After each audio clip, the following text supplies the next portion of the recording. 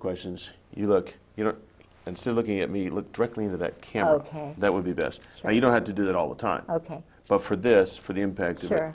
for the veracity, we need that. All All right. Your name is Catherine Pollard Griggs. Yes.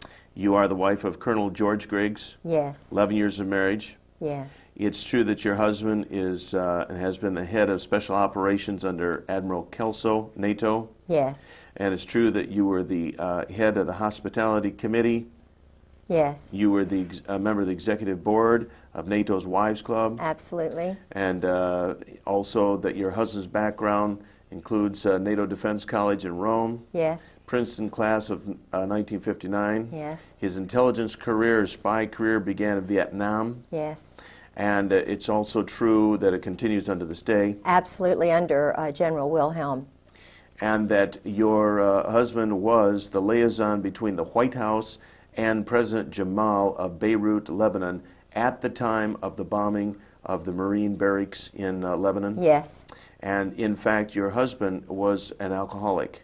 Absolutely. And probably Incredible. is to this day. Absolutely. And during these drunken stupors, he would, so to speak, blab on and tell you everything he knew about the intelligence community. Everything. Nothing was hid. No. It was like he wanted to relieve himself and unburden his heart. Yes. And so he told you everything that you now know about the Yes. intelligence community. Yes. And that you are talking about. And in fact, he told you that they knew the bombing was coming down in Yes. Beirut before it occurred. Absolutely. And also, by your association with him, you have come to understand and know, this, as shocking as this may sound to the people who are viewing this, that the United States military is literally run by sexual deviants heavy on the homosexual side. Truly. And that in the United States military, people like Jeffrey Dahmer and Kaczynski and McVeigh and Oswald and a host of other people who have a sexual deviant background, primarily homosexual, these individuals are actually sought out by people within the military, the Army, for advancement into intelligence type work because they are so easy to control. Yes. And they actually become mind slaves, and that the U.S. military, literally, as outrageous as it sounds, is a mind control operation. Yes, totally now. Totally now. They've gotten rid of the good folks, like MacArthur. Got rid of them, one by one. Good. Totally take over. All right. Let's talk about the individual who told you that we've never actually been an enemy of the Soviet Union, that somehow that's all just been a scam. Who was that individual? Well, my husband. When the first 3 years we were married, he was drinking 3 or 4 straight gins, vodkas a night, a bottle of wine, and a beer machine beside his desk. I only knew him 2 months before he asked me to marry him. He'd been married before, and his first wife was a total alcoholic. Now, someone would ask, why would you marry a man after knowing him only 2 months? I'm a strong Protestant Christian, and I have a lot of predestination. I'm a Scottish grandmother, and I was working as assistant director of the Chamber of Commerce. I had a brand new, relatively new Saab, my first car. It was an 83 Saab. I bought it secondhand from somebody who was 84. And my husband was driving an 83 Saab. Mine was a turbo, his was not. He rented part of my house. It was, I had a young doctor and his wife and 2 children who were renting the house. They were leaving before the end of the lease time, and they put the ad in the paper and told me about all these people, and I said, no, no, no, no. And I was, had been engaged to someone else. You know, I was just renting my house out. And they said that there was this man who had a dog and a mother-in-law and a son, and was a widower and a Marine colonel. Well, and had a dog, and I said, no, absolutely not. So the point that I'm trying to make is that he was someone I was not really, I didn't cotton to. He sort of acted like a robot. He was very clipped, and I didn't want to like him. But when I heard he was a Princeton graduate, I always thought that was kind of great. When I heard he spoke fluent French, and I speak fluent French, when I found out that he drove a Saab, I drove a Saab. And when I found out that he went to the same school, high school, that my uncle had gone to, was in the same eating club at Princeton that my Uncle Ben had gone to. He was on scholarship and went to Princeton. Everything the same as my uncle, who was also in intelligence. But I didn't think about that then. I was just thinking, you know, this is God. This is too much, too many similar things. And so it overwhelmed me. And he's very, very good looking. At that time, he was very good looking. Now he's aged and he really is haggard. Had a rough life. Yeah. Yeah. Yeah. So I was overwhelmed by him. Plus, my job at the chamber was very demanding. I was doing a great job. But he said that he wanted me to retire because he wanted to make general. And the man who could make him general was General Louis Buell, because it was just a matter of having somebody who would make you general. To be general. It wasn't what you did. Mm-hmm. Louis Buell, you needed somebody Louis, above Buell to pull you on up. Yeah, Louis just happened to die, and we went to his funeral, and George didn't make it because Louis died. But his first wife had been, I'm sure, battered to death. I was battered, and, you know, but I thought it was just Vietnam and all this kind of thing. And I was trying to get him to stop drinking because I couldn't imagine how the Marine Corps would allow someone to be a total alcoholic who couldn't even carry on a normal conversation dry. I mean, he can't even carry on a normal conversation with anyone unless he's drinking. He never smiled unless he had a glass in his hand. He drank solidly. I have a letter in his own hand that tells, and this is the truth, he drank solidly this amount that I just said for 30 years. His booze bill, and they never entertained, he and his first wife, was $250 a month. And this is from the Naval Store. Now think about that. Mm-hmm. He was totally snockered, just his whole brain, and yet he's working. He is head of running half the world's Marine Corps under General Al Gray. A man who is mentally incapacitated. Totally. Unless he's inebriated, and then when he's drunk, I mean, he's in a different, altered state of mind. He can't discern anything. He can follow orders. Oh, and that's all he does. And he told me when, I mean, one of our many conversations, he was trying to, he thought I was, you know, because my family were all naval officers and I was out in the world with the chamber, you know, that I just sort of went along with this kind of stuff. And, yeah, I mean, it was just incredible to me that...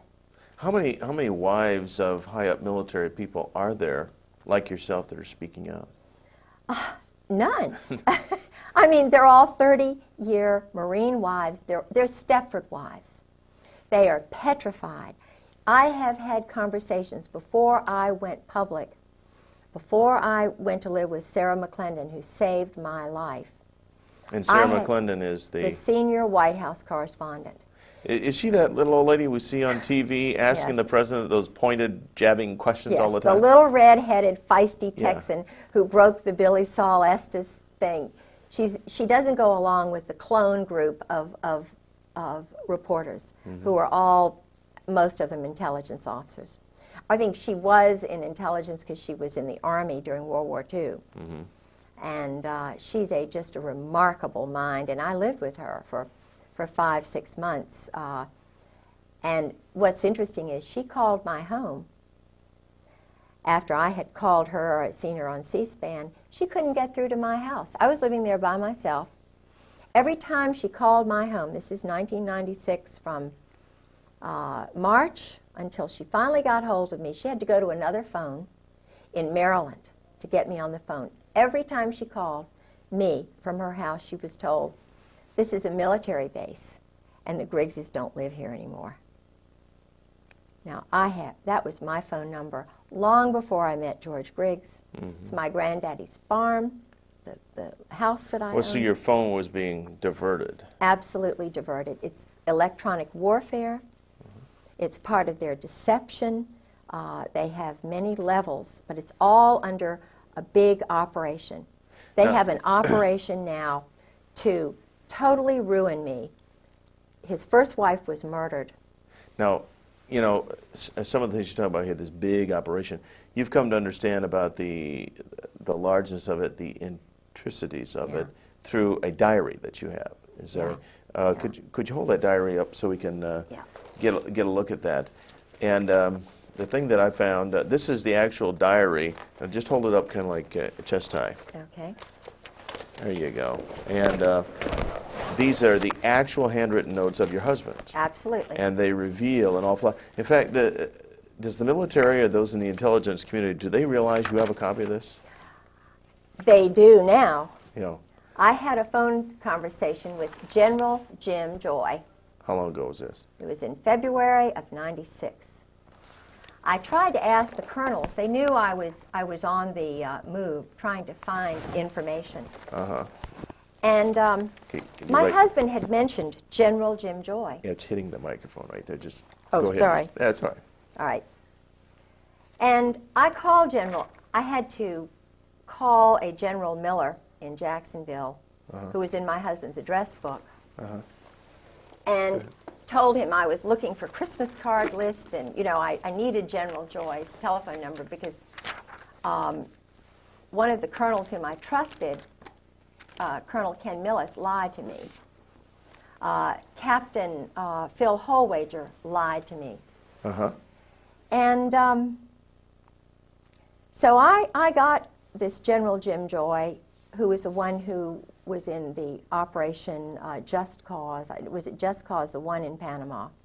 He was in charge of all the psychological operations, the booming music that they hit Noriega with, the chasing him around, the stealing same stuff his they did at clothes. Waco, too. Of course. We'll get to that in a minute. Yes. Okay. That's General Jim Joy, who was behind Waco. I see. And General Carl Steiner, the Snake, Okay. who tried to steal Desert Storm away from Schwarzkopf. Okay, so, but you were trying to get some addresses, and they were giving you the complete runaround. Oh, don't even know him. Don't even know him. Don't even know him. And I knew him because my husband told me, you know, that he worked with General Joy and General Steiner. They were the triumvirate. But they had different names. They were, you know, in plain clothes. They had different passports.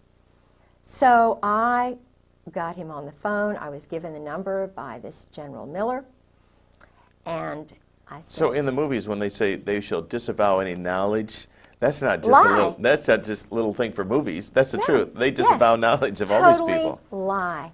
Yeah. But you nailed him down. Yes, I said, General Joy, I'm Kay Pollard Griggs. My husband, George Griggs, was in the Marine Corps, and he's battered me badly, and we're looking for him because, you know, this has been going on too long, and blah, blah, blah. And I was recording this conversation, you see. I was sitting on my bed with the diary right out in front of me. And he didn't know that I had the diary. He didn't know anything. It was cold call, like they do cold murders after when they graduate from SEAL school. Cold murders. I was doing a cold telephone call. And he said, no, I don't believe, and these were his exact words, no, I don't believe I know your husband. This is someone my husband, I have a card that General Joy sent my husband after the murder, of the death of his first wife, saying, call me anytime. You know, this man, here I was, traumatized, battered, beaten, and he lies to me. So I said, well, General Joy, that's funny, because I'm looking at my husband's diary when he was in Beirut, and you're meeting with him almost every day. I said, you know, first, before that, I said, you know, he was the chief of staff for General Al Gray. You know, he's one of Gray's boys. You know, chief of staff of Fleet Marine Force Atlantic, runs half the world, all of the Middle East. NATO Defense College? You don't know my husband? You're a general? You live outside of Quantico? Don't know my husband? I made it very clear. No, no, can't say as I do. So then I told him about the diary, and these are all immature adolescent males. These are men who don't know how to deal properly with adults. They lie. They're deceptive. They hide behind trees. But when you nailed him on the diary, when diary, he realized... He said, his exact words were, "Oh, that George Griggs." Oh, that George Griggs. And that's just the beginning of the kind of runaround deception that you've found with these people. Absolutely. And no doubt that's why they would like very much to have this diary. Yeah. This one page I found particularly interesting. What you and you're probably more familiar with their husband's handwriting. Instead of me reading it, read these notes that he had recorded there. These might help. Okay, I've got these. Alrighty. A number of the Marines told me a little bit about Dale Dorman. Dale Dorman's not a happy camper. Okay. Dale Dorman, because of some mistakes my husband made, was shot. This was at 7:15 to 7:30. Dorman exited Riviera. That was a place, sort of a hiding place or whatever. Gray and tan Mercedes. Up to 5 shots were fired. He raised his left arm. One round penetrated his arm. One struck his chest. Walked back into Riviera to the desk and called Post 1. Security vehicle went to pick him up. Returned to Durafound, 15 to 18 meters away, and treated. Medvac called 7:50. Medvac wheels down at 08:10 in a H-Bird helicopter. Riviera Hotel, approximately 1/9 of a mile west of the embassy. Dorman has been there since arrival, except briefly during a period of siege. He was not wearing protection. Saw 3 men in the vehicle. One leaned out back with a shortened rifle or automatic weapon. Sentry at B1 saw and heard nothing. It's just one page of the diary. Sentry saw and heard nothing. Right. In other words, the sentry Don't talk. doesn't talk. Right. Yeah. And there's just a whole world of these kind of assassinations and murders and directed. In fact, at one point, your husband actually just discussed people being eliminated. Yeah. Like you're shooting ducks. Yeah. Oh, we had innumerable discussions over dinner. He'd already had his 4 gins. Ah. Now, he'll talk to any woman or anybody who drinks with him, he'll talk.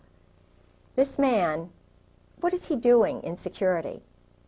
You know what I'm saying? Mm-hmm. When he was at NATO, I'll get right back to that, but when he was at NATO and he was the head of special operations. In fact, I've got copies of his secret check in and out papers at NATO. He had them at home.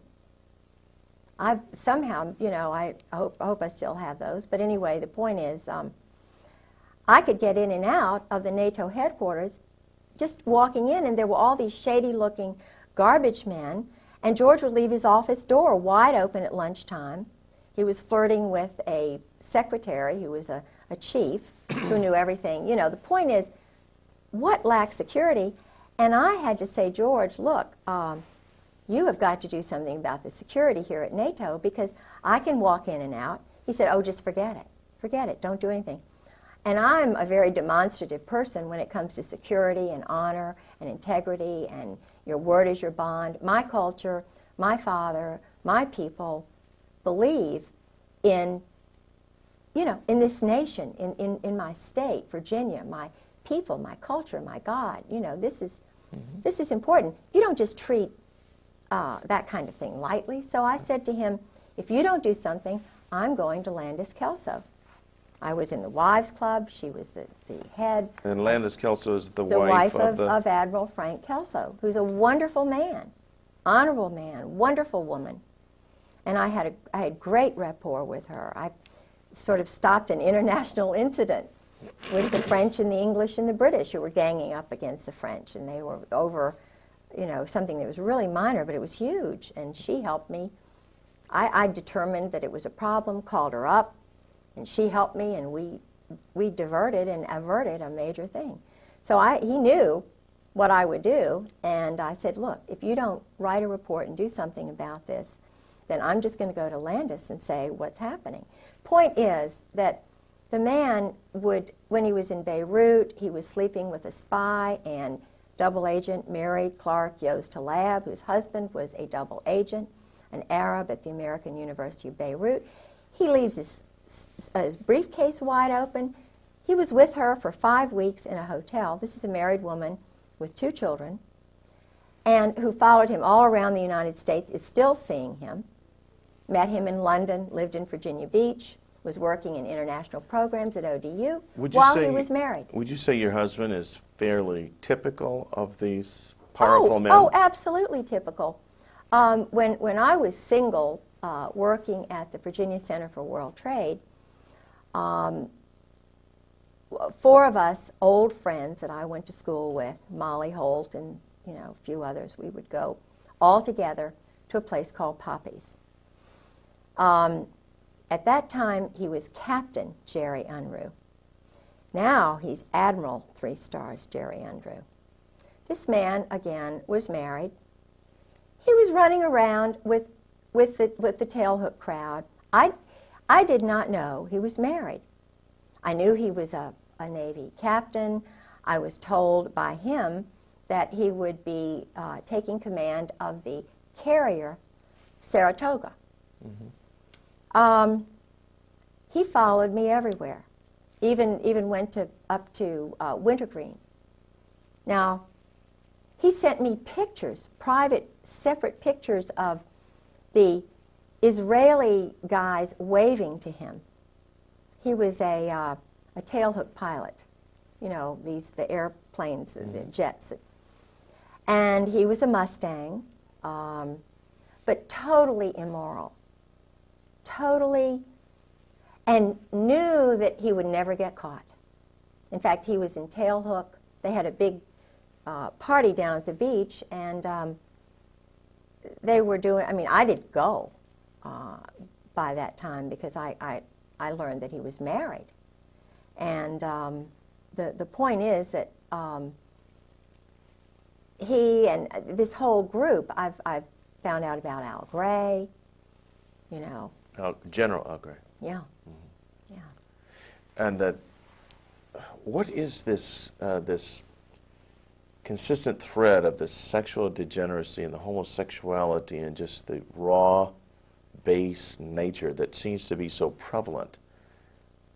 Have you ever determined what it is? Why? Well, it's a way to handle them, to control them. Years ago you thought of people like General Eisenhower as an upright man. I don't know.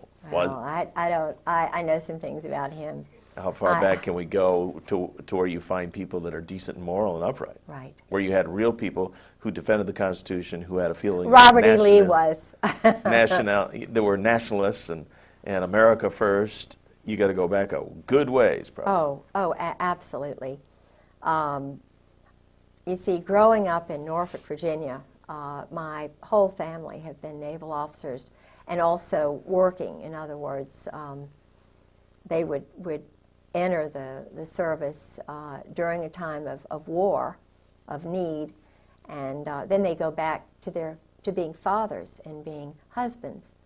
I had a wonderful father, wonderful grandparents, wonderful family who put their family first. Well, they put their God first, Christ, and then their wives and their sons and their children. This is the way America was built. Now, these generals in the Marine Corps and Army, they don't look at it that way, according to my husband. They're ordered, and my husband, being chief of staff, told his men it was like this. It's the Marine Corps first, the brotherhood, the Cherry Marine, the bonding that goes on. Mm-hmm. the Marine Corps comes before God, before Jesus Christ, before the country. And then it's it's whatever the religion they have. I don't know, because my husband is not a Christian. He's an existentialist. And most of these guys are. Certainly Al Gray is. Krulak. I think his wife goes to church, but their God is this brotherhood. The brotherhood, and it's very German. It's very. Does it have Masonic leanings? Oh, absolutely Masonic leanings. In fact, the admiral who was the last admiral whose car my husband bought, he was very impressed with this Norwegian admiral. They're all Masons now. Mm-hmm. Not all Masons, but this brotherhood, Opus Dei, if they're, or the mob. I mean, the one thing I've been able to determine about the current Marine Corps, the Marine Corps that my husband came in with, Gray, Reap, Sheehan, they're all mob. No, when you say mob, you're talking mafia type New mob? Jersey mafia, right. Mm-hmm. Right. And there's Brooklyn, New Jersey. Okay, is the mob and this military bunch, they're one and the same? The Marine Corps guys are the hitmen, and they are mercenaries. They'll work for anybody. You think the Marine Corps is under the Navy? No way. They can just as easily be under an Army colonel, and if the Army colonel meets a Marine Corps colonel, the Army colonel is superior. They'll switch hats just like that. My husband said it's just, no big a deal. I'll go work for the State Department. I don't really. The Marine Corps is just it's like a smoke and mirrors thing. And they're run out of New Orleans. 4th Marine, Oswald. I mean, they are not on his level. He said, we've never been an enemy of the Soviet Union. They work with these communists. The man who started this whole intelligence operation, the OSS, he was recruiting known communists who were involved in the Spanish subverting Spain. There's no more. They're not Americans. They're not Christians. They're German existentialists. Now, what are they doing running our nation? It's kind of, they have more affinity for the state of Israel right now than they do our nation. They don't care about American citizens. The judges now in the courts are military officers following chain of command orders. They're not independent judges. So all this spills over then into the political areas, like the judgeships. Sure. They're all Marines or Army senators, officers. congressmen. Sure. Who is John Warner? A Marine. Who is Chuck Robb? A Marine. They control the powerful committees. Dick Davis, Lieutenant Governor of Virginia, a Marine. His wife was, I hate to say it, well, everybody knows, in Norfolk, a prostitute. Martha was a wonderful woman, I'm sure, to him, but they were involved in organized crime. Now, I don't know, I know that our present governor in Virginia is an Army officer. He takes orders. So the question that all of us wives are asking now is, well, who gives the orders? If they're told that we, the wives, are enemies, how are the sons going to grow up?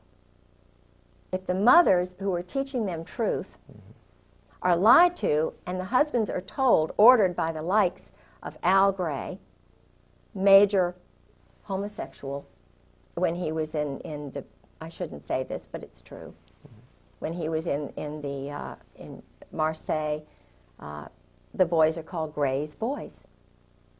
He never married. Okay, the boys referring to everybody Lavender under boys, him. Everybody under Al Gray. And he had a separate organization while he was commandant that was a contract organization, getting information on people, having them, if they weren't corrupted, corrupting them, farming people, so that he would have something on them, so that they would use that later to control and manipulate them. It's like what happened to Newt Gingrich. All of these guys, like Newt Gingrich, Bill Clinton, who've gone through the sweats, like Cohen, what happens is they get a little tiny thing that, to prove their power, how much power they have. They use guys like Michael Isikoff in Newsweek, or their little clones, you know, like Woodward and Bernstein, who are operatives. Okay, they're former military too. Well, oh my goodness. They were, I believe it was Bob Woodward.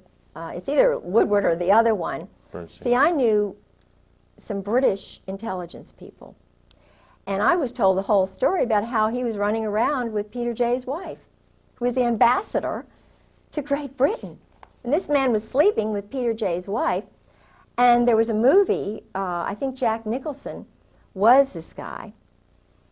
And this was her story about what she went through while her husband, the columnist, was sleeping with the ambassador's wife to get information on what was going on in Great Britain. Now this is the team that broke Watergate. So what were the motives? Of course, Watergate was horrible. And Nixon had something like 60 military JAGs alone working for him, doing dirty tricks. One of those JAGs was Ernest Frank Reynolds. Changed his name to Ern Reynolds. He came to me. I was farmed. Tim Hunter, an intelligence army operative, came to me with this story about, oh, you know, hard luck, you know, Saudi Arabia, and I was in the army, and I have this friend who can help you out with your legal case. He's a really good guy, you know, Ern Reynolds. And if you meet him, I know he'll do some free legal work for you. So I was staying with Sarah, and I didn't have any money, and but I took the little, you know, the train into Fairfax. He met me in his Volvo station wagon with his jacket on. I didn't know what the big 4 meant on his leather jacket. And he took me to his... what did it mean? 4th Marine. Oh, okay. Yeah. Operative. Mm-hmm. And he had the most fantastic apartment. See, I'm a big book person, and I love, you know, reading history and everything, and I'm impressed by people who read, who are intelligent, who are wise. You have a master's yourself in? Scottish history, and undergraduate in Virginia history. Okay. I worked on the Dunmore papers. I studied with people like Ian Cowan and Geoffrey Barrow and Tom Devine. These are scholars in Great Britain who are experts on the Reformation, and my interest was Mary Queen of Scots at the Reformation, and also Lord Dunmore, who was the last royal governor of Virginia, and I was working on the Dunmore papers too. I see.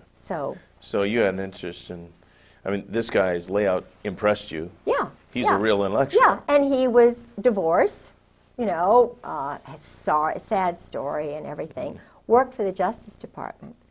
Mm-hmm. Was supposedly a whistleblower. Mm-hmm. Supposedly a Christian. So this guy's really going to help you out? Oh, yeah. Oh, yeah. Boy, did I buy into that.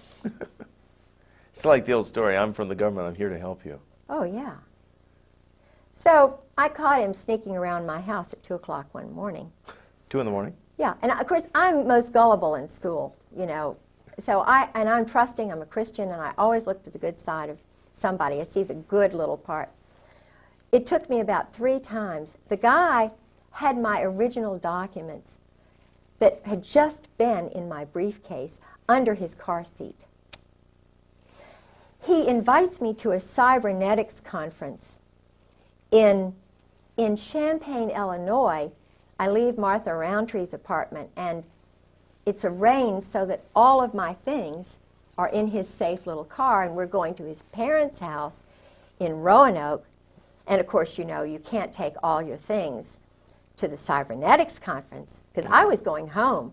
But this is a smooth psychological operations guy. I mean, he is doing psychological operations on a woman in Champaign, Illinois, who is the lover of a German spy, who he's been writing letters to her, and he's showing me these letters.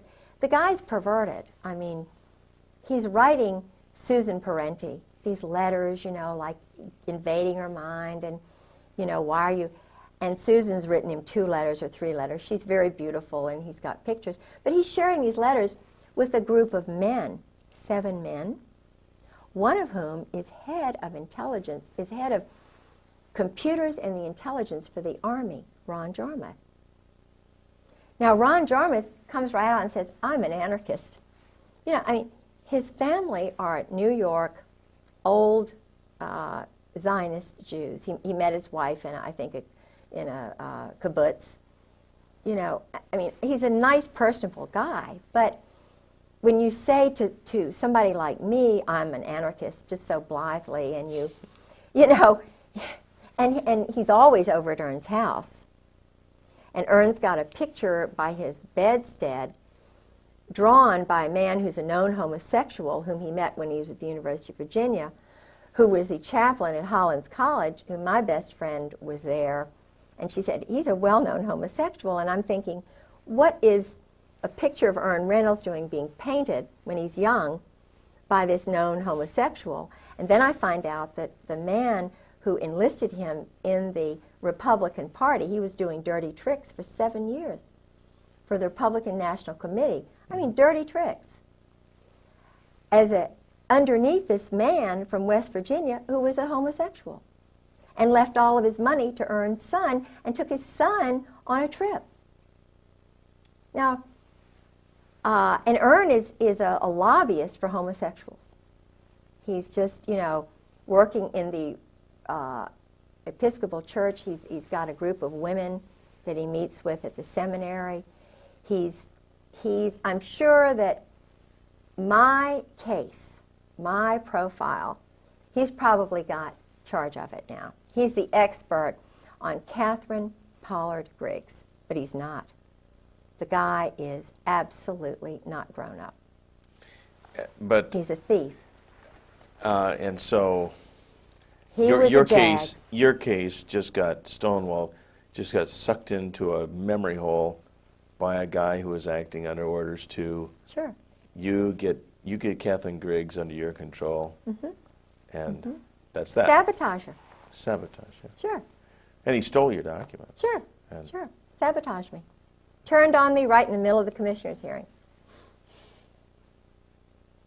Laughed at me when I cried. You know, this is a guy who hates women.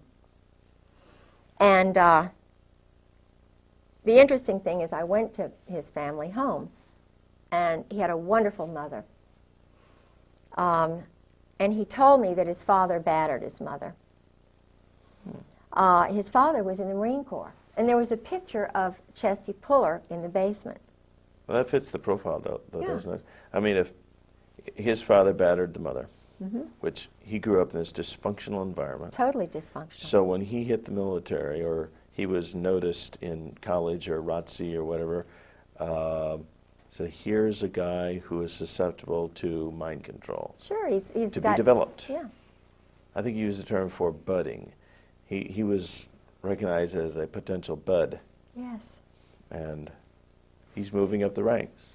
His roommate was from New York, was a Zionist, and he was an outcast at the University of Virginia. An outcast? Yeah. Why would he be an outcast? He felt he was an outcast. So he had this roommate, and I don't know, this man who was the homosexual from West Virginia. And we had to go by through his town, and, you know, the guy died. But this homosexual was a friend of the homosexual at Hollins, who was a chaplain there at Hollins College, whom I met. We had lunch with him one day. The father had the picture of Chesty Puller, and so forth. Well, Ern, I knew he was trying to sabotage me, and so forth, because I had already had Alexander Robinson come down from Princeton every other weekend, my husband's teacher, who was also a Marine, whose family brought over the Saudi royals, who was one of my husband's teachers, and I caught him walking around my house at 2 o'clock in the morning. I overheard him talking to my best friend's mother saying, now we just, undercutting me. We just don't know. Kay is just under so much stress, oh. And he's a very handsome, very dignified guy, Went to Columbia University, was in Algeria, that area, with the Marine Corps. Then went into the boys' school, the Hun school. He's an intelligence, without a doubt. His brother-in-law was Bill Eddy, Colonel Bill Eddy, who was I believe it's the brother-in-law. I've got to get, his name is Eddy, and it's Bill Eddy, but he was the translator for the Saudi royals during the Roosevelt administration. And the Roosevelt, the New York crowd, was trying to steal all of those countries away from Great Britain. The Balfour Declaration had sort of come in, and there was a guy named Moose, not the present Moose, who has the Africa desk at the State Department, who's an African American, but this was a guy named Moose who helped the State Department steal Saudi Arabia away from Britain, because Britain was allowing the Saudis to be Saudis, to keep their religion, to keep their culture. Right. They were not trying to kill people right off the bat, So George is part of that OSS crowd. And their stock and trade is just murder, assassination. Absolutely. Creating conflicts, phony baloney wars, Yes. conflicts, Yes. for the purpose of making Selling weapons. money, Drugs. drugs. Controlling the drug flow. Now let's talk about the drug flow in the United States. Yeah. Based on your conversations with your husband. I met drug lords through him. Such as? I met the head guy. See, George was telling me everything. First 3 years of marriage, it was just like, you're with me, gal, because he was so used to talking to Mary Halab and Anne Bouchou. Yeah. The group partnerships with sex and all this stuff. And I'm a pretty loving woman, and I'm fun. I was then. But you're not into swinging. No, I'm not into and swinging. swapping husbands and no, wives. and George was into swinging. He and Sue and Nancy and Jim Earl. This was, and I heard about that from colonels and one Navy captain. But then your husband also would tell you that this is just life the way it is. Oh, yeah. In our crowd. Oh, yeah. All these generals, admirals, colonels, all these people. Yeah. Men, too. Yeah. Yeah. So, but he was just, I'm trying to remember what we were on, something that was, that I was going to say, and I remember, Anyway, I can't remember. Oh, he's talking about the fact that they're into making money, and this is the drug business. Oh, yeah. So you met all these drug lords. I met Fahim. As if they were just business partners. Oh, yeah. Well, he told me what they did. He, Fahim was a colonel. He's in the diary, too. But George said what they do is they nurture, they cultivate the sons of prominent families in all, the State Department finds them. They're called rising stars. Yeah. And they turn, that's the word they use, George used, they turn them, they bring them in, they rope them in. If they're alcoholics, give them more booze than anybody. If they want women, they find the women, they turn them, and then let them know if they ever get in any trouble, come on over here, we'll take care of you. Well, Fahim had come on over here. Things were getting hot in Beirut. He was a Catholic. He was very prominent family, And he was going in hiding up in Maine. I remember I had his number, and I talked to his sister. But they culled a lot of the stuff out of the house the very first time when George kind of disappeared, and and then I found out about what happened with Sue, his first wife, and all of that. Well, now, did they? Did you come to learn how drugs actually come into the country? Yeah. I saw a news piece one time where a pilot who was in prison alleged that they actually landed on military bases with huge planes loaded with dope. This is how they all brought them in, the Norwegians, the Brits. The drugs, you see, they would come down through Burma, Turkey. They'd come through the Bekaa Valley. The banks were in Beirut. They were in Panama, Mexico, in St. Thomas, after, the laundering of cash. You see, cash, that's why some of the banks in New York, you can very easily find out who the drug lords are. Barry McCaffrey, I saw him 2 weeks ago, and he said something he let it slip out. He's an Army general, He said, we haven't done any more or any less in the last 5 years.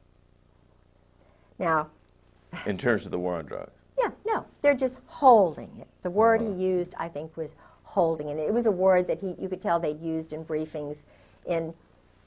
They were the guys who were doing the drugs are military officers. In fact, doing the drugs meaning controlling them. The flow. Oh yeah. In fact, one of George's best friends, Colonel Ray Moore, I suspect that Ray Moore was from the gang, the ghetto area in California. His wife was a very good friend of mine, Charlotte. She's dead? No, he is. Oh, he is. But when George would sort of disappear. Your husband? Yeah, all of a sudden they would appear and be in the house. Calm me down, take me over, exercise, do all this mystical stuff. And it was really funny because they came back from Mexico, and George just happened to disappear, and they were right there, Well, Ray Moore, all this stuff, I knew about his background, and I started thinking, what's going on in Mexico? Why the heck is Ray going down to Lake Chapala? And he would talk about his day. His day would be going out with the men, playing golf, going to this spa with the men, They were doing deals, going to Guadalajara. And there would be Tom Reap, another former chief of staff for Gregg, going to Mexico. There would be Ken Millis, another temporary chief of staff when George's wife's funeral took place. There was Ken Millis. Now these are guys who are part of what we call the Brotherhood. And they're all going down to Mexico. So what's going on in Mexico? Ray's one of these guys who wants to sit in the sun. He doesn't want to go down there to Mexico and do all that stuff. Mm-hmm. But he did. And he got cancer all of a sudden. And another guy got cancer all of a sudden, right after he got out of the Marine Corps. No. Not to diverge from what we're talking about right now, but did your husband ever tell you anything about any disease warfare, like giving people sicknesses and? Yeah, that's part of. He called it ABC, NBC. It was something like nuclear, biological, chemical, ABC, atomic, biological, chemical. They call it biologicals, and. In fact, I'm not going to mention his name because this is a guy who's really a good guy who's scared. The word they use is shitless. Excuse me. But that's the word. This guy is petrified. Because? Because he's doing that work. The chemical? And biological work. The Marine... You mean the laboratory work or the implementation? subterfuge, deception in the Middle East. Okay, and they use He's a Marine Corps colonel. disease-causing drugs? Absolutely. And then how do they administrate them?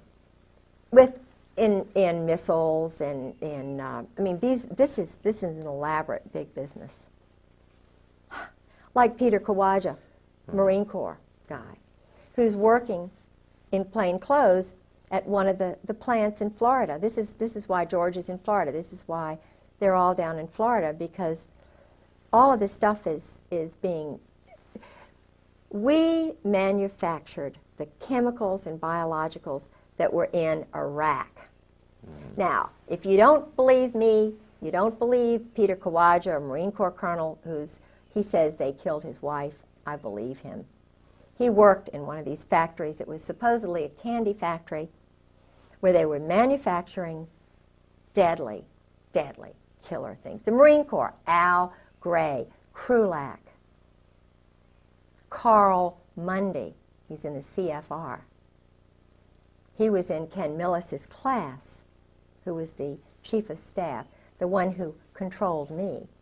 You know, I went to his mother's house in 7 Mile, Ohio. Flo, his father was a German Nazi. I'm not saying that, you know, being a German Nazi is bad, but he's part of this group. And if you don't believe me, if you don't believe Peter Kawaja about the drugs, you can, I mean, it's just, it's everybody knows. There's a guy named Randy Hebert, Lieutenant Colonel, hero, American patriot. This is a guy who should be the commandant of the Marine Corps, Krulak. I'm talking to you, I'm talking to Al Gray, I'm talking to you, Carl Mundy. You all are adolescent, immature. I call you twerps. You're liars, you cheat, you steal, you kill. You're beneath the contempt of any of your wives.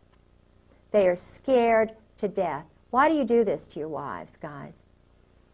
Look at that tape of Randy Hebert. I knew Chesty Puller, and this is a strong, wonderful guy. I knew his wife, Virginia Mack. I knew a real Marine. You can't say that you knew them because you didn't. I did. Randy Hebert sat. He could hardly talk. He was leading a platoon into Iraq. His wife was sitting to his left. His wonderful father was sitting to his right. And he said that his colonel, he's a lieutenant colonel at that time, I believe he was a lieutenant colonel, he said, my colonel ordered me, he said, all of our registers were saying, this is danger. There are chemicals, biologicals everywhere. I was told, and I was, you know, followed orders, and he was having a hard time talking. His wife was, this is a young guy. His wife was having to interpret for him. He was crying. He'd been turned on by you guys. He said, on those canisters, on those boxes were American flags. Those were American biologicals that we were walking into that killed me, that you, Gray, and you, Scrowcroft, and you, McFarlane, and you guys knew. You, Ed Wilson, best friend of my husband. You all sold to Saddam Hussein. And not only that, I talked to the man who trained the woman who was sent over from Iraq to learn how to build the biologicals and chemicals, the plants. She was trained here in the United States, and you all know that. And Randy Hebert's testimony says everything that I could say 1,000,000 times better, because this is a man who's a real man, unlike the generals, unlike the colonels. This is a real hero. Now, is Randy Hebert, is he still alive? I don't know, and I hope and I pray to God that he is. Because this is the man who should take over our Marine Corps, or his wife. That's why they don't have any women in special operations. because that's why they don't have any African Americans. They're too honest. They're too strongly Christian. Now, the only guy I know who is involved is a homosexual, and his buddy is an Israeli agent. And they are lovers. They're a pair. But well, now, he's now a colonel, and he is under the guidance of Ken Millis. Okay, now as these generals, over the period of years, this is consolidated to where they're all part of this club. I mean, this is something that's been going on for years and years and years. Members of the firm. Okay, so as the firm grows, even as the old guys, the gray heads get old, die off, retire, whatever, they already set in motion a system that culls out these young, budding, rising stars, and they move their way up. Well, then, in time, it consolidates to where no one is in this unless they're in the club. Absolutely. So is your conclusion, based on what you know from your husband's revelations, reading his diaries, this sort of thing, is there anybody in the U.S. military, the Army and Marines, anybody in the level of, you know, your generals and your colonels, is there anybody who would not be in this club? There's nobody who doesn't know. In special operations, I would say, and I would put money in the bank on this, not one of them is not a party to this. Is not a. Once they get that bird, Colonel, that bird, they go through an initiation ceremony. This is not a, and my husband told me about that too. What's the initiation ceremony like? They get them drunk. Dining in, shellback. He told me. Oh, dining in. This is a term that they use. Oh, yeah. A code word. Oh, yeah. Shellback? Shellback. They, what's that mean? Anal sex. But they get them really drunk. The guys who are that way do it. It's a group situation thing. And I was told by two colonels who said, you know, it's normal, Kay. This is just what we do in battle, you know. This is just good old boys? This is just what we do, Kay. They get drunk and they get drunk and they ejaculate. They beat each other off. You know, it's awful. Now, I'm not God, and I'm not going to judge them and their souls. This is a well-oiled system. And when you've got the commandant well-known as a cherry Marine, which means? Bottom. They're the bottom. The Navy guys are on the top. Think about this, because Walter Chrysler in Norfolk, each port has a hierarchy. Wealthy at the top. Walter Chrysler and Phil Hornthal. Everybody in Norfolk knows that. Where'd they meet? In the Navy. I was engaged to Jack Mace when I was at the Virginia Center for World Trade. He ran the Maritime Association, the Shipping Association. Always dealt with the labor union guys. Always all male banquets. And I couldn't understand why, you know, I was engaged and I couldn't even go to the 1,000-man banquet. You know, had a big argument about that. Rock Hudson, where did he meet his guy? Navy. Jim Neighbors, Navy. All of these guys, Navy. So they're tapped for whatever it is, acting, singing, you know. The point is, Liberace, you know. Was he Navy? I believe he was. I know that he was, someone told me that he was a friend of one of the guys in Norfolk. There was a ring, a VMI ring of men in Norfolk, and I knew they met once a month, and some of them were married, some of them weren't. But they were all Navy. They were Army, Navy. In other words, it was kind of a group of men in Norfolk. And then I found out that the organizations, like right now, the Al-Anon is run by homosexuals. The Better Business Bureau. The Community Fund, which is the, I forget what it's called now. I'm so old, I'm 55, but it used to be called the Community Fund. That guy. Jack Mace.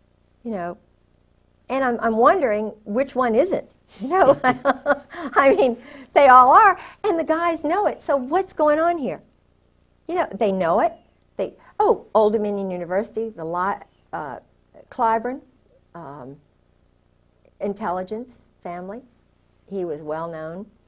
2 reporters on the Virginian Pilot who do the very important columns and so forth. I mean, it's just, so I'm saying, who's making the decisions to do this? They're military. What is the reason behind it? Why do they keep the wives out of the loop?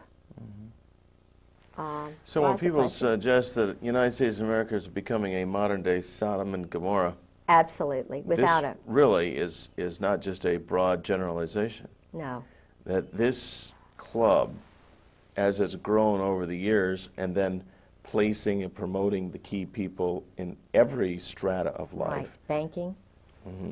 Then the whole thing, not only the military is run by degenerates and top heavyweight degenerates. People who are moral can't possibly move their way up because they don't qualify. They kill them, they get rid of them. But they can't be controlled. No. One example, I was the executive secretary for the Virginia Center for World Trade had a board of the most important, supposedly the most important leaders who were picked out by Jerome Weiner, Jerry Weiner. I was a shill for that. I had, you know, done a lot of great things at Old Dominion. They wondered why I did it because they don't understand Christians. And he knew I was a worker, so they hired me to go over to the World Trade Center, the Virginia Port Authority. I had an office in there.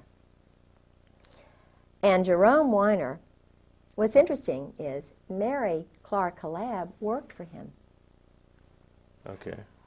The girl who had my job, who was a normal woman like me, because there were a few who were not so normal, like Bobby Bray. Not the Bobby Bray who ran the Port Authority, but another Bobby Bray. He was very nice, but he was a known homosexual who worked with Weiner. But his secretary was pushed out of a window. Now, it was all hushed up. Of course, she committed suicide. Yeah, this was a young mother who had a baby who knew too much about his money laundering. I reported the money laundering that Book and Weiner. Now, this is a professor, head of international programs at Old Dominion University, Jerry Weiner, whose father was very high up in this Zionist group. Jerry Weiner was doing intelligence work in Algeria, in Morocco in particular. He organized this board that I was the secretary for. He was a very sick, mean guy. I mean, you talk about really water. But Jack Mace was on the board, and there was a banker on the board. We can take a break. And take a break. Yeah, don't, did you stop it yet? No, don't stop it. We'll just leave these synchronized. And is your wife getting a cup? Yeah. I'm sorry. I was thinking I could use a little But drink. Gustavo... Do you need to use the restroom or anything? Yeah, no, I'm fine. I'm thirsty. But Gustavo, I love the guy. He was from Columbia. He was in Virginia National Bank, which is now Nations Bank. And, you know, I didn't put him, because I had studied Latin American history under a wonderful Dr. Blossom. I knew a lot of stuff about Latin America and Nariño and how Panama became a part of our country. And, you know, now, I mean, I understand it was drugs and running things through and everything, but Gustavo was in charge of all the laundering that was going on in Virginia National Bank in the port. And where did he go after that? He went to Florida. And he introduced me to Ana Maria Quintero, whose brother was one of the big mobsters. I mean, the big, you know, Colombian. You know, I met Ana Maria Quintero. See, I don't forget some things like this. That's why they don't like me, because I imprint on wonderful foreign people. I want to know them. I want to send Christmas cards, and it's not very good to have somebody like a little magnet. I'm sort of like a Monica, you know, she's seeking out sex with important guys. I'm wanting to meet people like that from different cultures because I want to learn about them, because that's what Christ said. You go out and you minister to the people who are foreigners. You don't just spend your time necessarily with the home people. You need your home people as a base. But you need to go out and find out truth and spread goodness everywhere. Truth is goodness. Truth is light. And that's what Christ is all about. You're not afraid to learn truth. You're not. Thank you. You know, all these cathedrals and things that were built in his honor. Why? He was wonderful. Why was he wonderful? Not because he hung around a little group, but because he was out trying to. He told the big guys, look, stop being bullies and cowards. Let the poor people into your church. Everybody, God gives us all a unique spirit. Our timing is different. Everybody's fingerprints are different, eyes are. We have the right to read the Gospels. Yeah. They shouldn't keep the Bible from us. That's right. The church is not a political organization where you've got a few little guys up here telling all the mothers what to do. Who were the ones with Jesus Christ at the, you know, on the third day? There was not one disciple there with him. It was the three women. So why are we leaving women out? Women, in Scotland at least, my culture, we're partners with our men. We need the authority of a husband. We want a strong moral husband. But what is that passage, you know, about the good wife? You know, I can't remember. It's in Proverbs. I mean, the virtuous Proverbs. woman. Yes, Yeah. yes. Right. I mean, she's buying, selling property. Yeah, right. She's doing everything. She's certainly not a no-brainer. So why keep her? Why keep her at home, barefoot and pregnant, and not being able to read and speak three languages, and welcome all the foreigners and to come in? Hey, that's what Jesus Christ would be doing if he were right here. He would be here right with me, saying, "Go for it, little woman." I'm giving you the strength to tell the daggone truth. And if you get killed tomorrow, you're going up there. You're going to live forever. That's anyway. right. Well, now these, you mentioned when you get to be a bird colonel, and they have this initiation that involves all the sexual debauchery. Yeah. Now, Drinking first. Get them good and drunk. Oh, big time drunk. Because there would be some of these who, if they were sober, they wouldn't go through with it. Couldn't go through with it. They'd have to be blasted. Yes. Yes. Okay. Yeah. And now, do you suppose, I don't know, your husband maybe told you, when they go through all this stuff that they do, are there people there gathering information? Of course. Intelligence on them? Of course. The chaplains are intelligence. In Nazi Germany, that you had to tell on your parents, or in the Soviet Union, they encourage you to tell on your parents. Phil Holwager, the guys who go to Yale, who become chaplains, the chaplain corps is tell all the tales on everybody. They have collections agencies. These Marines are ordered to go and collect so-and-so at so-and-so.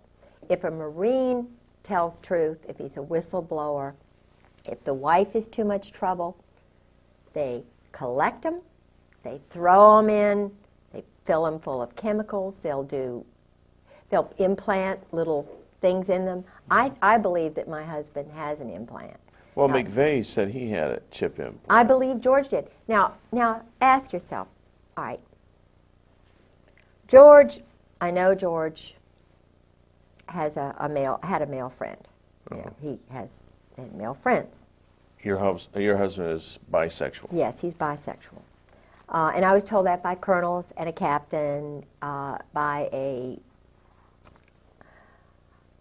psychiatrist. What percentage do you think of these higher up people are bisexual? Oh, all of them. If they're in special operations, if they're Marines, they're all bisexuals. They've all had to do it in order to get to be a bird colonel. The SEALs, it's kind of like the fast road to the top.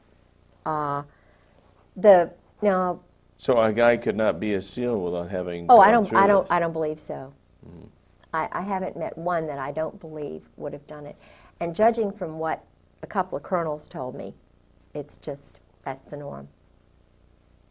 It's just you women, you know, y'all are so sissy, y'all are just, you know, you don't understand how it is. We're under so much pressure. And when Valerie Wilhelm told me that about Charlie, I just could not believe what Charlie Wilhelm would be a... He's a general now down in Miami. And she was just saying, oh, well, you know, he's run around. He has to, she said. He's under so much pressure. And she was saying that, of course, I had met Charlie in Norway, and Charlie is sort of someone my husband just idolizes. And and Michael O'Boyle is another one. Michael is my husband's special friend. And when my husband retired, we went to Al Gray's office. This was a traumatic thing for me. It was a really weird day. We drove up with his son Douglas and my son Garland. We went to the commandant's office. They had, you know, something to nibble on and eat and, you know, just a little something. And his wife Jan came over from 8th and I Street, the commandant's house, with her dogs. She sleeps with stuffed animals and dogs. I don't think there's any love-making that goes on with Al Gray and his wife, quite honestly, and neither do the colonels. She is a wonderful, sweet person, scared to death. She worked for his intelligence organization, and then she supposedly took care of his mother. And then they married, you know, because he would not have made it. Everybody knew he was a homosexual, not a bisexual. This is a homosexual commandant. I talked to people who actually, one woman who went to one of the parties, she was French, and she married a naval officer. And it was when George and I were first married, and I told George about what she said about General Gray. She said, you cannot believe this man is totally debauched. This man does these group sex orgies outside of Marseille, France. He's just horrible. You know. She said, now I have to admit, I was party girl, you know, went to these parties and so forth.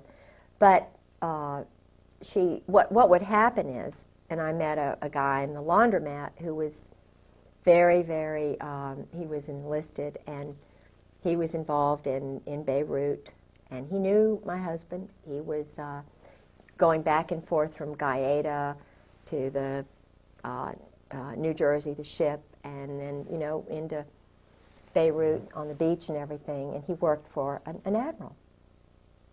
Now this is a big admiral.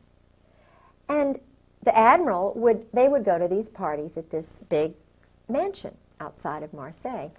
What they did was they invited the wild girls, the secretaries, because this went on in Indonesia. My husband had a secretary. Anne Bouchou's husband, Hank, was sleeping with the secretary. My husband was sleeping with the secretary and Anne Bouchou. They were doing, because my husband's wife wasn't there, so they had their little ménage à quatre. And of course, my husband was sleeping with Anne Bouchou, who's now, he says, a lesbian, you know, but he was sleeping with her and, you know, called her right after his wife died the night, you know. And I found the telephone numbers and, you know, her address and her birthday and all these letters he was writing. Isn't there a disease that runs rampant with these people? Yeah, yeah.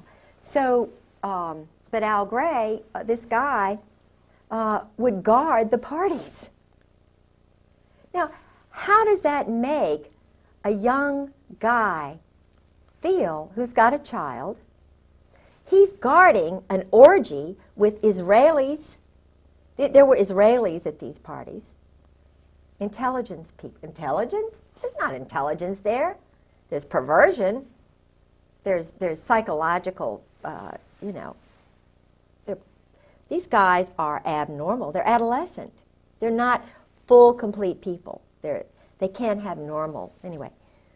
So he's guarding the parties, and he says, the secretary, the girls come in, they stay till about 11. They're all nude, all nudists. The Earls, Jim and Nancy Earl, my husband, Ty Kroll, most of the chiefs, nudists. Makes it easier, you know, to see the little, you know, it's terrible. They're nudists in the sense that... Yeah, they're a nudist. Okay, so they have whatever. Freedom. Mm-hmm. Oh, I see. Freedom. It's really kind of religious, isn't it? Yeah. With them. Yeah. But the girls, the women leave at about 11 o'clock. This is what he said. I mean, I knew the girls were there because I'd already talked to the French girl. And he said, well, you know, what they do is the women leave at about 11 o'clock, maybe 1 o'clock, and the guys all stay around there. And it's just the ritual. This is what they do. So, and then I found out. These are the guys that send their boys to war. Yeah, these are the big guys. Then I found out, because my husband would mention this guy and that guy, you know, that he went to school with. Bob Edwards is involved with this stuff. But the guy who recruited him, Charles Caddick, who was a well-known homosexual, who was the, quote, head teacher but the bodyguard for the Saudi boys. See, the Saudi boys were encouraged to do this, to corrupt them. They were corrupting Muslims who would not have done this ordinarily. The parties at Aramco, they would give the young boys, get them really drunk, and encourage Muslim sons to do this kind of stuff. Muslim sons who would have a strong tendency toward morality. Yes. And to abhor this kind of conduct. That's right. But if they could get them drunk and loaded enough that they would do this one time, then they would gain a controlling edge on these guys. And who do you think did it? Charles Caddick and Borland, these guys, Alexander Robinson, Cheeseborough, who was the headmaster. The Saudis bought Russell House at the Hun School in Princeton. They brought over Mohammed Faisal and, you know, Saud, Khalid Saud. They didn't really go to classes or whatever. And who was the young man who was partying with them? My husband, George Griggs. Who was in the group with them? Einstein. I mean, my husband was partying with Albert Einstein. I said, well, you know, And when would this have been? At what age in his life? 52, 53, 54, 55. I believe he said that Mohammed came over in 54. It was right after the murder, the poisoning of the one who was really good. Okay. So your husband would have been a young guy, 18, 19 years old? Oh, he was only, when they first got to him, he was in high school. So he was ninth grade. And he would be there? He was at the school with these homosexuals. They sent his parents to California. Got him a little Boy Scout job, his father. He didn't see his parents for 8 solid years. And this is amazing. I see. So then the transference is these people become your parents. They're the ones you look up to. Yeah, but they're doing things to you. Sure. They're sodomizing you. Of course. And Albert Einstein was actually... Was in that homosexual group, bisexual group. Absolutely. Camus. Sartre. Now, Camus did not, I don't believe my husband actually met Camus, but Camus was a lover of his French teacher at Princeton. Not Todevay, not the one who helped him with his paper whom he had an affair with. And I was told that by normal roommates, whom he had later on, and by another roommate. They knew George was doing this stuff. George was, he was a cheerleader. He was a French major. Were there any other young teenagers from that particular setting Yes. that were also being cultivated? Bob Edwards, who's a Marine Corps colonel, was part of that group. And my husband met with Bob Edwards in high school. Bob Edwards went on to Fort Benning. He was in psychological warfare. In fact, he was involved with the subterfuge in after I was injured and my husband socked me in the breast, and I had to have surgery because he'd already broken a leg, and I was starting to document the violence. But I'm such an upfront person, and all I wanted him to say was, "I'm sorry, Kay, I did this." But I was trying to do like they said Rosie Greer did. You put a mirror, if you're battering your wife, you put a mirror up in front of yourself or a photograph, and you try to imprint the lower brain, because I wanted to save his soul. I mean, this guy had murdered his first wife, battered her to death. I mean, he dragged her body back. I mean, it was just, Sue had a cerebral hemorrhage. That's too much for me to get into. But he was doing that to me, and I stopped him from drinking, thinking this would stop the battering. But I started taking notes, taping things, while he'd go in these rages, because I wanted somebody to know. I wanted somebody to help me so I wouldn't die. And I'd had surgery, I'd had broken bones, and I was trying to reach out for some help. And so I was trying to get him to realize what he was doing to me.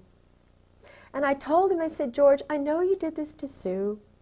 Do you really want me dead? This is..." But he started getting scared, and he was cool. Did he ever admit to you that he was responsible for his first wife's death? He came, he said, he admitted that they didn't get along. He admitted that he didn't love her. That he battered her. He admitted that he'd hurt her. He admitted that he dragged her body back after she supposedly collapsed at dinner. Now, this is a 200-pound woman. She's huge, because she's not happy. She's sleeping with her dog. She doesn't sleep with her husband because he's too busy sleeping with other people. He doesn't find her attractive. He's sleeping with Nancy Earl, and I mean, it's just the most crazy. And she loves him because he's handsome. And what is she going to do? She's never worked a day in her life. Her mother loves him. It's like me. No, who would believe you that a handsome, wonderful guy, oh, but George is so nice. So, and this is what the wives go through. They know that it'll be hard. So, the guys just, what George did was, he had clout in the State Department, and they knew that I just loved showing people around. So he would plan something that I just had to do. I would be hooked, like a hook in a fish. And he had some dignitaries who came over from, where did they come from? They were parliamentarians from, I think these were from one of the Latin American countries, Panama. And of course we had to go to Richmond. So I had to stay overnight with them, and George didn't want to go with me. And it just so happened that Bob Edwards, his Army colonel friend, invited him to come up and meet with some of the guys, at New Hope, Pennsylvania, or Bucks County, or wherever it was.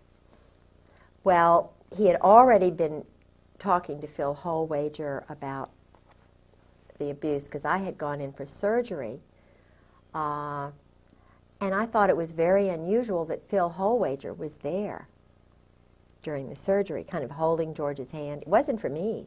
It was to make sure George didn't fall apart, to make sure that the doctor, I didn't say anything when I was under sodium pentothal, covering George's ass, excuse my French. But he was the chaplain at Fleet Marine Force Atlantic and was the chaplain for Sue's funeral. He knew what George had done. And he runs around on his wife, he's playing golf all the time. He and George were playing golf with this single woman, and I found out, and I said, what are you all, you know, he's the so-called chaplain, and he went to school with Gary Hart. He was a classmate of Gary Hart's at Yale, and, you know, a colleague of Pat Robertson's. That's why he, you know, not that saying that Pat Robertson does that kind of thing. I don't think he does. I'm sure he doesn't, but they went to Yale and so forth. But so George was a violent man, and he started knowing that I was sort of going to do something. So he started doing certain things. And, you know, now looking back, I can see why. Because of the violence, he wouldn't have been able to use his .45 anymore if he'd been convicted of battering. Yeah, he would not have been able to use his pistol anymore, carry it. So they wanted to make sure that he was protected. So the wife has got to go. The wife is way down the totem pole. It doesn't matter what wife, and that's the reason the wives are so afraid, the Marine wives. And they all talk cryptically, and, you know, they even talk outside the house. Talk cryptically. There's code words and double meaning words. And yeah. What's 10 p.m. Saturday TV? Your satellite, remember? Don't we got to switch it to? No, it's Saturdays. Sorry. Sorry. Sorry, okay, just I'll remind you. I thought Okay. we used to talk about earlier. Yeah. Okay. Well, actually, I think this pretty well sums up this segment. Unless is there anything you can think of? I can see where we'll do this again sometime as this develops on. Tomorrow, let's see, tomorrow's Sunday. Monday, what we'll do. Is it always, if we make a copy of this, so there's two of these? Yeah, in sure. case something happens Absolutely. to you and yours. Sure. Okay, we'll make copies of this stuff tomorrow. Don't lose that. No. But this is interesting. It talks about sabotage, subterfuge. This is the standard Army book teaching men to lie, cheat, steal, be peeping toms on women. Now, if they don't allow women in there and they can peeping tom all the wives they want, they don't need movies, pornography. They, you know, and they go on all the TADs they want. TAD is a... Just take off, just tell their wife they're going. And they can lie, because it's all secret. We don't have to tell our wives anything. And it's intelligence, it's work. Oh, it's intelligence. Yeah, sure, it's intelligence. That's interesting. But this is really, I mean, you know, this is full of, and this is just a mild SEAL commando T-shirt. Can you hold it up to the camera? Yeah. For me, That's a T-shirt that a SEAL would wear. Yeah. Oh, yeah. leave it up for a minute. I played Nancy Drew, Miss Marple, and I infiltrated, if that's the word you could use, the SEAL reunion this year. They spent a lot of money showing off, you know, jumping out of helicopters, and, you know, probably $100,000 was spent. I don't know how much, but I mean, the military was providing the funds for this little game on the beach at Fort Story. Yeah. And then there was, each one of the teams has T-shirts, which all sexual. Yeah. You know, all about, I mean, think about every weapon. The driving motivation is sexual. of all this stuff is go for it. Yeah. So I went to the party. I took my life in my hands.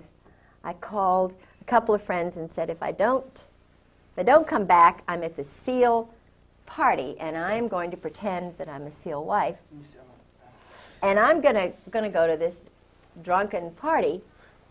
And of course, I have an Eagle on my car. They tried to get me to get rid of it. So you can get access. So I went in there, and you know that 90% of the people there were men. They didn't have wives, this party. And the women that were there were probably... Yeah, a few wives, but feeling very uncomfortable. So I sort of got in with some of the older SEALs. Did your husband ever mention the name of Lieutenant Colonel Bo Greitz? No, but I know who he is. Mm-hmm. But he has a lot of Army friends, not that he doesn't know Bo Greitz. I'm sure that Bo Greitz is well known to some of these guys. Mm-hmm. I believe he's Army. Could be. I'm sure he's not a Marine. I know he's not a Marine. Huh. I don't believe he's a Marine. Okay. But he's a guerrilla. He's a commando. Yeah. But his name didn't come up as anything in intelligence. No, my husband was way above Bo Greitz's level.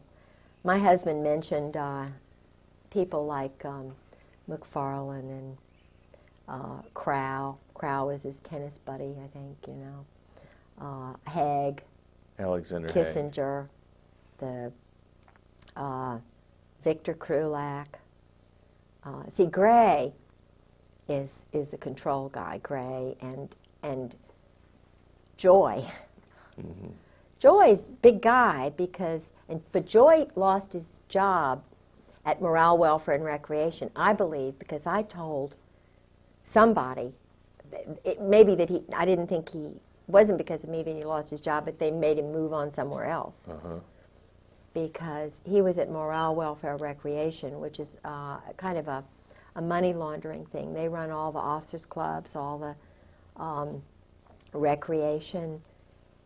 It's not a private. I mean, it's all run by the military, even though it's supposedly not military. Mm-hmm. And they give the good old boys these jobs. I mean, he was probably earning $200,000. Their retirement for a colonel, my husband, just the retirement salary was $50,000, $60,000. Then they give them these other jobs, so their income is $200,000, $300,000. Mm-hmm. Now, that is not right. But it would certainly purchase loyalty. Oh, definitely. They all get swimming pools behind their house. Who's ever going to bite the hand that feeds that good? No, nobody. Dirty business, you know, but all of the captains and all of the admirals know this and wink. And it's sick, It's just really, really, really bad.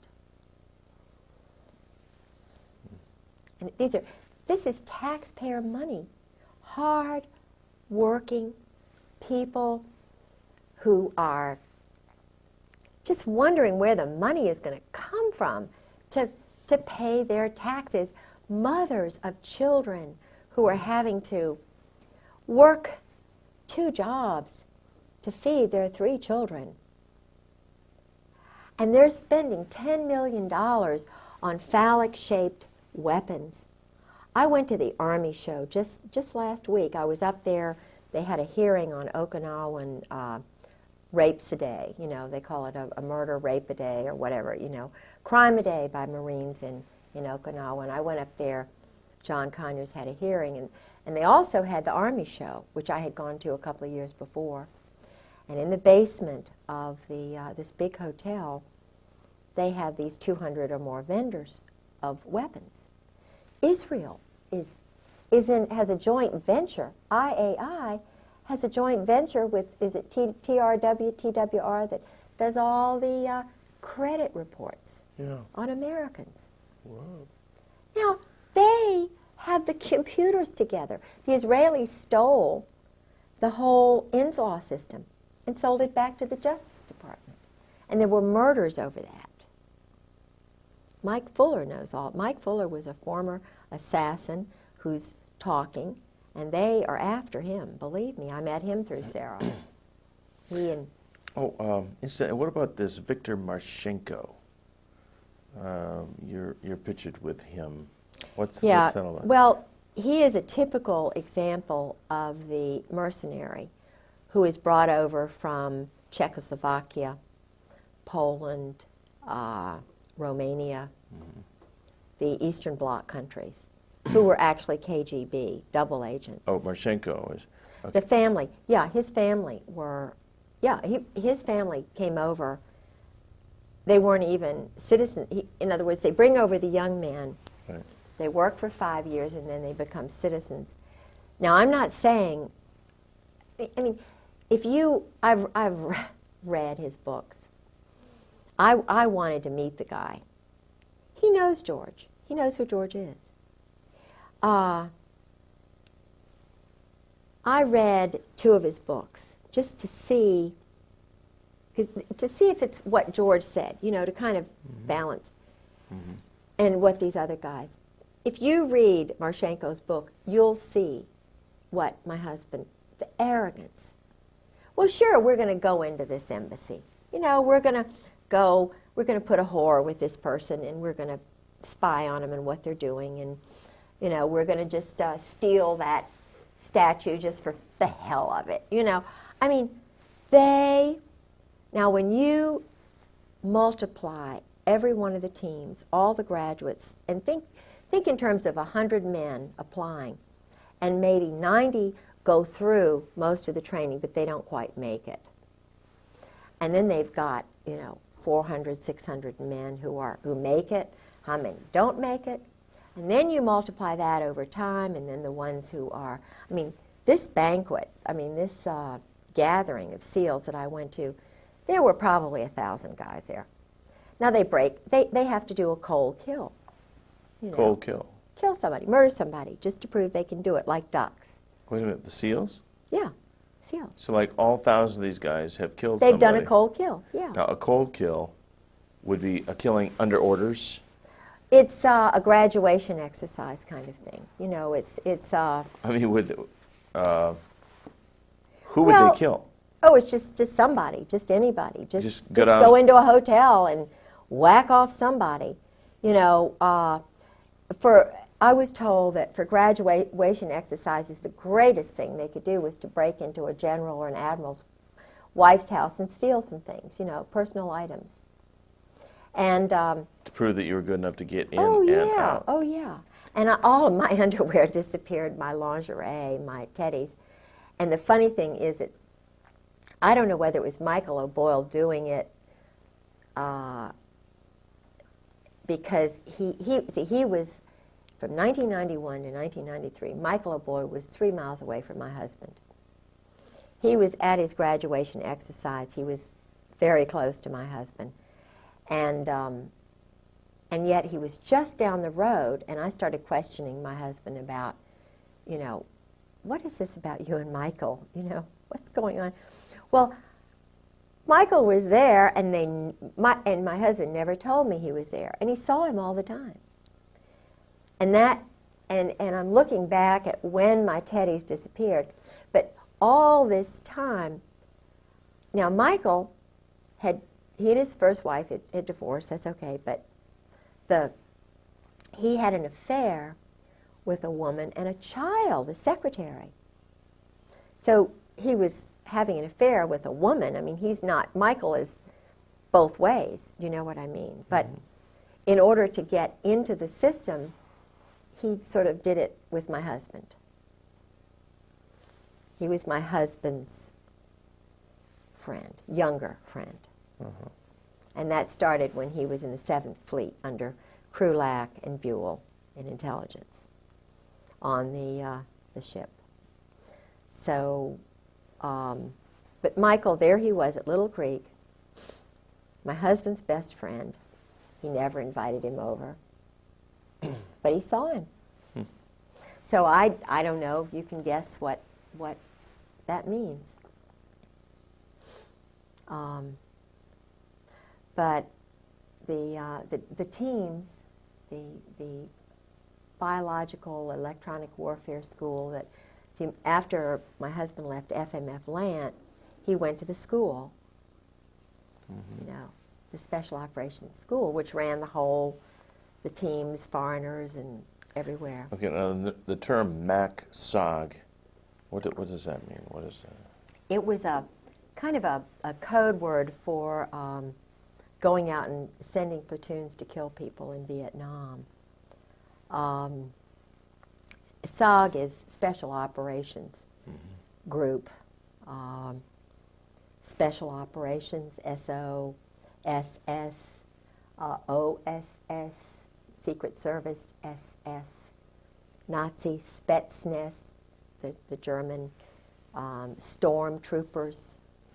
They all, if you know anything about the German High Command, it's the Brotherhood. It's called, they are connected with the Opus Dei, which is an Italian kind of a business group that works within the Vatican. And I'm told that, and I like the Pope, I think he's a wonderful guy, but I'm told that he was involved with that during World War II. I've heard that too. And that the guy who was the Pope before was murdered so that he could get in. Now, I'm still curious about the SEALs in this murder thing. Are we still on? Yeah. Okay. Now, a SEAL, in order to complete his indoctrination, becoming a, quote, full-fledged SEAL, part of that includes the fact he has to have killed somebody. Yeah. All right, and it could SEAL be Team 6, right, the red team. Red team. The Ghetto was the captain of that team, and his wife and I had wonderful conversation. And would she confirm this as well? I mean, did she confirm this with you? I guess she would. She's scared. She's frightened. Most of these women are scared to death because they're warned. They know what happened to Sue Griggs. Okay, so They but they know. support you, I mean, Yeah. philosophically, in their Yeah. hearts at least, Oh, if not yeah. with their lips. Oh, yeah. Oh, they yeah. s- We talk about it. Some of them have to go out of their house. Some of them won't even talk in the office in which they work. They've had men come by their houses. They've had their papers stolen. I mean, association with They're- you could be the kiss of death. Yeah. Oh, sure. And they know that. But we talk anyway. And you're talking about some really brave women here. And when I talked to, there are a couple of colonels' wives, and before I went public, you know, they were talking to me, except for Carolyn Millis she turned just like that. She was the one whose house I was in when I told about the go-go dancers in the officers club and me taking the picture and thinking about writing the letter to the wives. And she said, "Oh, you can't do that. You'll ruin George's career." In other words, Carolyn has really bought into the system, and she's very pretty and she's very influential with the wives group, but she'll turn on you in a second. And it really hurt me because I was, you know, I kind of depended on her and Charlotte Moore. But when I went public, when I started telling people what I knew little bit by little bit just to get my courage, and then when I finally went to visit Sarah McClendon, it was like, you see, I told you. I mean, Sarah McClendon called my house and they told her it was an army base. I mean, it was a military base, and that the Griggses didn't live there anymore. Ha, ha, ha. See this paper? You know, then I was totally shut off. But until that point, I went in to see Peggy Sheehan. You know, we had tea and food, and he was the head of NATO SACLAN. And his wife, Peggy, said, Kay, this is so strange. She said, just leave a note on your refrigerator. Yeah, for George. Just leave a note on your refrigerator. Meaning? In other words, he's coming in the house. They're coming in the house. It'll get to George. This is SOP, Standard Operating Procedure. You know, just get used to it, used to being battered, used to being... Well, she was a worshiper of the security of the position, the money and everything, and just don't rock the boat because this is the way it is. Yeah. And we don't want it any differently. No. I mean, they could If desire you it have more. to divorce your husband, then, you know, that's just the way it is. But it's cold calculating, and yet so un-American. So un-American. I mean, I know what Americans like because everybody in my family were you know, World War II. My brother was a briefer for the SACLANT staff.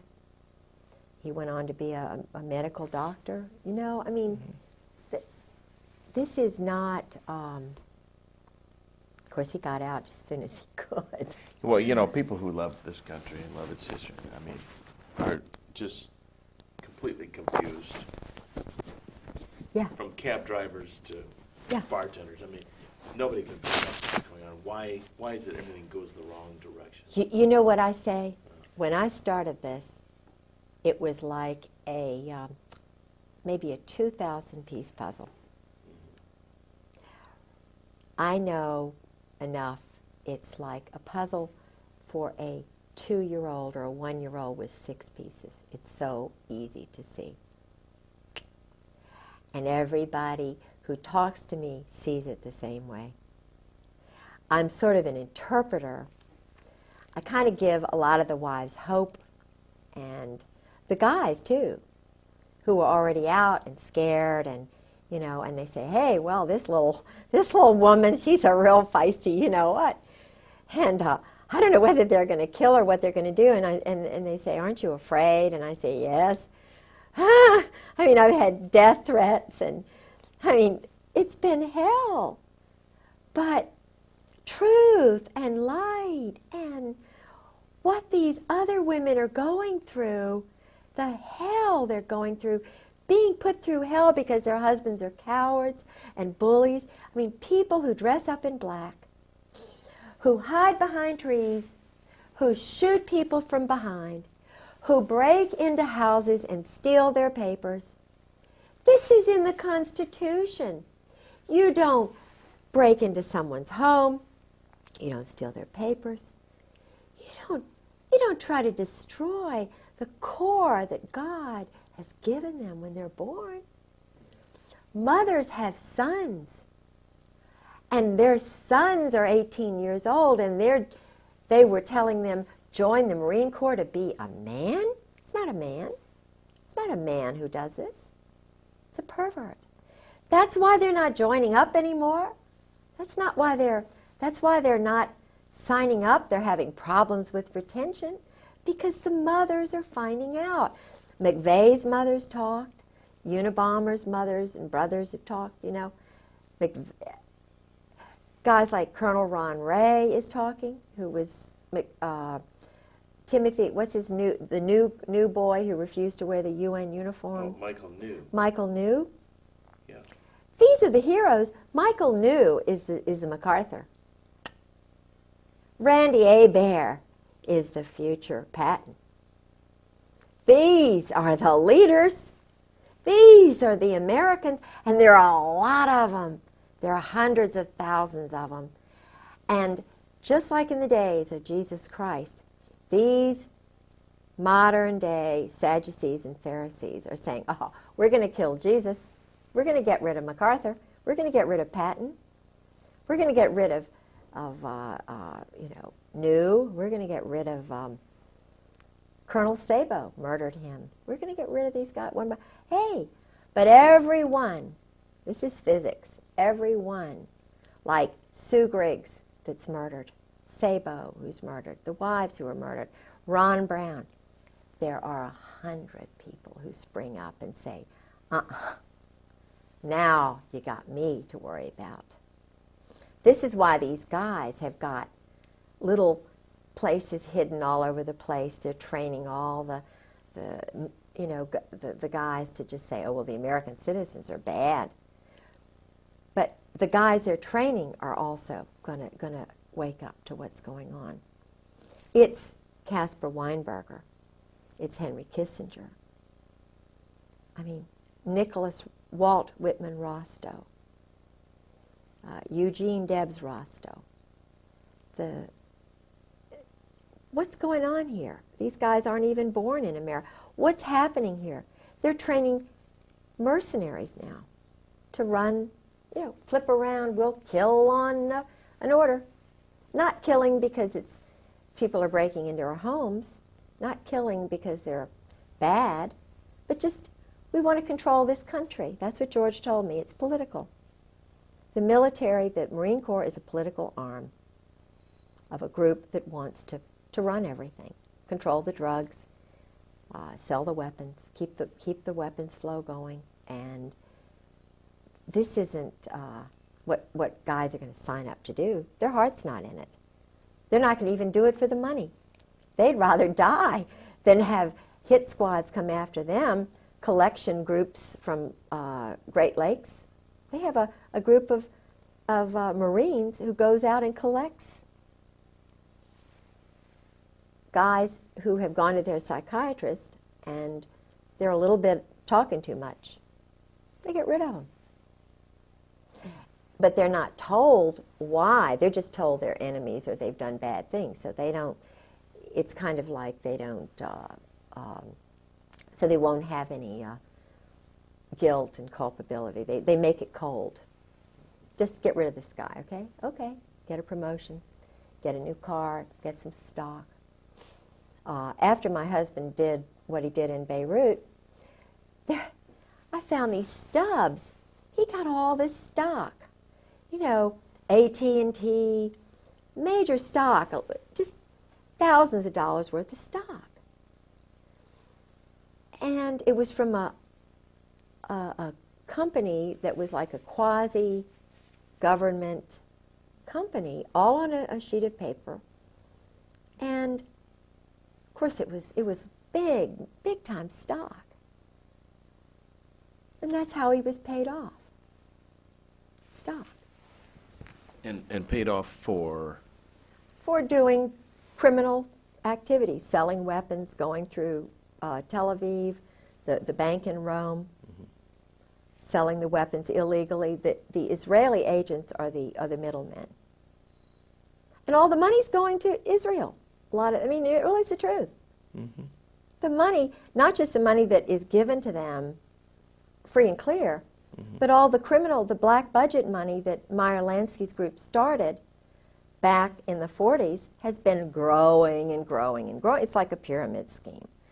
And the Jesuits, I've been told, are really controlled by this group now. I don't, you know... now, surely Ollie North is a good guy. No, I think he was farmed. You know, he was... but see, Ollie was involved in Vietnam with the JAGs, covering up a lot of the stuff that was going on. He was involved with a major case where there was a Marine, see, George told me about this. See, George was involved with a lot of the cover-ups of Marines who went crazy. Like, remember this, A Few Good Men, was it A Few Good Men? It was a movie about a Marine colonel. They murdered a guy from... Jack Nicholson played the colonel in this movie. Oh, yeah. You remember? Yeah, and he went on trial. Yes. And a George good guy was the chief of prosecuted. staff who tried to cover this up. My husband. The true story. The true story. My husband was the guy who was covering this up. They were so arrogant. And it was the woman who was the JAG who got this thing going. It was not the Navy JAG, because he was going to cover it up. He was just a loose kind of guy. And if he had been the JAG, then it wouldn't have been prosecuted. But it was the woman who was working with him, because she was a woman, who got these other guys off. They were targeting these other guys. I mean, they would have put him in jail just for a little bit and, you know, let him out. But the point is, this guy was murdered. And the colonel laughed it off. It was down there in Guantanamo Bay. And George was the chief of... It was Al Gray. Al Gray. That was... I mean, just that one. Just that one alone. And Lone Tree, they were involved with that. You see, it's just so sick. I mean, they are so easy. Let's break. Okay. I'll tell you, this has been a tremendous... I'm going to let you take this home and read this letter. Or did you take the letter? You got the letter? Okay. Take this and put the letter in there. because you'll see the glasses in there. Oh, okay. Bless your heart for sitting through all this. You know, it's just basically, I'm sorry. I couldn't stay down very long because I could hear a little bit. But it's just, you know, it's my life.